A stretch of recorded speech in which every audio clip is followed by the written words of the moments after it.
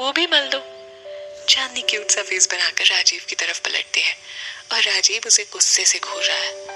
राजीव आगे बढ़कर चांदनी के दुपट्टे से खुद का चेहरा पोंछता है।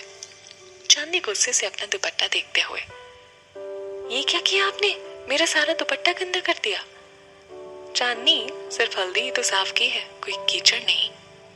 चांदनी गुस्से से राजीव की तरफ आगे बढ़ते हुए, राजीव आप ना।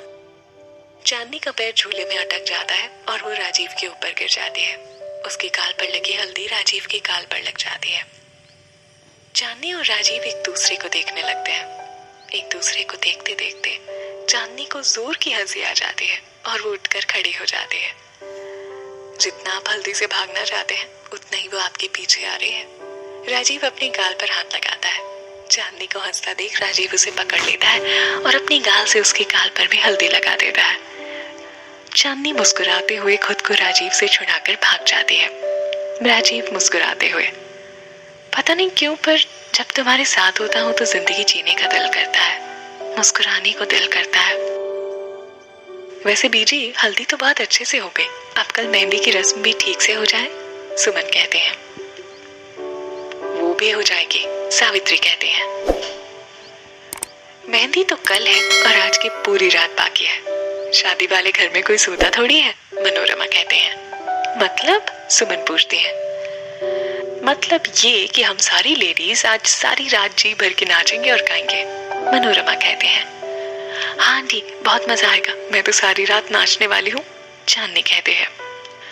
हाँ, और हम लड़कियां भी आज बैचलर पार्टी करेंगे। कोई जरूरत नहीं है, संगीत में जैसे नाचना हो नाच लेना, सावित्री कहती है। पिंकी और चांदनी, दादी प्लीज मान जाइए।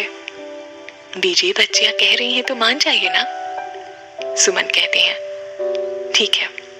पिंकी और चांदनी सावित्री के गले लगकर, थैंक यू दादी, हम छत पर अरेंजमेंट करेंगे। हाँ, और बॉयज डिस्टर्ब भी नहीं होंगे, पिंकी कहते हैं। चल। पिंकी के पास समीर का फोन आता है। हेलो, हो गई आपकी हल्दी? पिंकी पूछती है। हाँ, अब जरा अपनी एक पिक सेंड करो, मुझे भी देखना है कि तुम कैसी लग रही हो, समीर कहता है। चांदनी पिंकी से फोन लेकर, जी नहीं, अगर आपको पिंकी को देखना है तो आपको यहाँ आना होगा। अच्छा जी, अब चलिए फोन रखिए। वो क्या है ना, आज रात हम गर्ल्स गैंग की पार्टी है and boys are not allowed. Chandni phone काट देती है। क्या हुआ? रोनित पूछता है। चांदनी ने कहा है अगर मुझे पिंकी को देखना है तो वहां आना होगा, समीर कहता है। हाय, जरूर उसे मेरी याद आ रही होगी, तुझे बुला रही है ताकि मुझसे मिल सके, रोनित कहता है। Oh really? ये सपने देखना बंद कर, तू मेरा दोस्त है या दुश्मन, रोनित कहता है। अपनी बकवास बंद कर और ये सोच कि अब क्या करें, कैसे जाए वहां। वही सोच रहा हूँ, तू यहीं रुक, मैं अभी आता हूँ। रोनित नीचे जाता है। पूनम आंटी, अगर आपके पास सिर दर्द की कोई दवाई हो तो दे दीजिए। दवाई? पूनम पूछती है। हाँ, वो समीर के सिर में थोड़ा दर्द है। सिर में दर्द है? पूनम भागते हुए समीर के रूम में जाते हैं। समीर, क्या हुआ बेटा? मैंने बताया ना आंटी को इसका सिर दर्द कर रहा है। हाँ मम, बहुत दर्द हो रहा है सिर में। मैं अभी डॉक्टर को कॉल करती हूँ, पूनम कहते हैं। नहीं मॉम, बस एक सिर दर्द की टैबलेट ले लूंगा तो सुबह तक ठीक हो जाऊंगा, डॉक्टर की जरूरत नहीं है, समीर कहता है।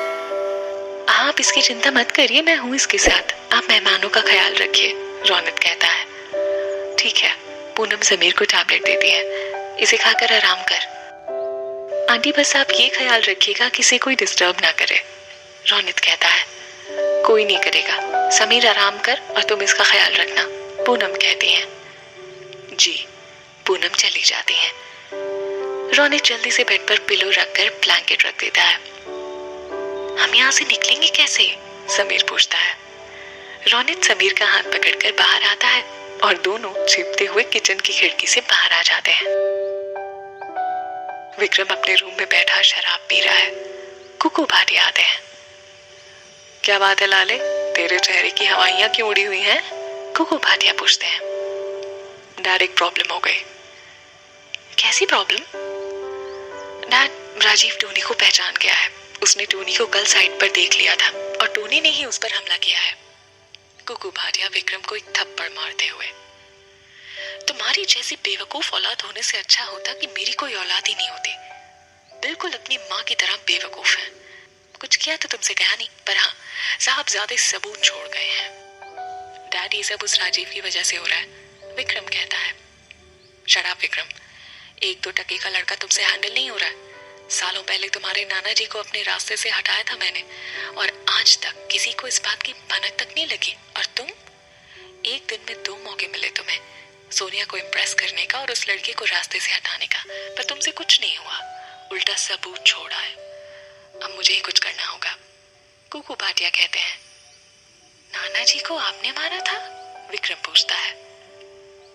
हाँ, बुढ़ा मुझे अपना दामाद मान ही नहीं रहा था। उसने अपनी जायदाद का बहुत बड़ा हिस्सा शोभा के होने वाले पति के नाम किया था, और ये बात मैं जानता था क्योंकि उसकी कंपनी में एक मामूली सा मुलाजिम था मैं। शोभा को अपने प्यार के जाल में फंसाकर मैंने उससे शादी तो कर ली, और इस सदमे से बुढ़ा अस्पताल पहुंच गया, पर उसने प्रॉपर्टी मेरे नाम करने से मना कर दिया था। तो मैंने भी प्रॉपर्टी के पेपर पर उसका अंगूठा लगवाकर उसका ऑक्सीजन मास्क निकाल कर उसे हमेशा के लिए अपने रास्ते से हटा दिया, और ये बात आज तक किसी को पता नहीं चली। विक्रम मुस्कुराते हुए। डैड, जितना कमीना मैंने आपको समझा था ना, उससे भी ज्यादा कमीने निकले आप। कुकू भाटिया मुस्कुराते हुए। जिंदगी में पहली बार तूने अपने बाप की तारीफ की है। कुकू भाटिया विक्रम को गले लगाते हुए। तू फिक्र मत कर, मैं सब संभाल लूंगा। You are great dad. वैसे डैड, ये तो अच्छा है कि मॉम आज सुखी अंकल के घर है। अगर उन्होंने ये सब सुन लिया होता तो? विक्रम कहता है। खुद तेरी माँ मुझे बताकर गई थी। कुकू भाटिया कहते हैं।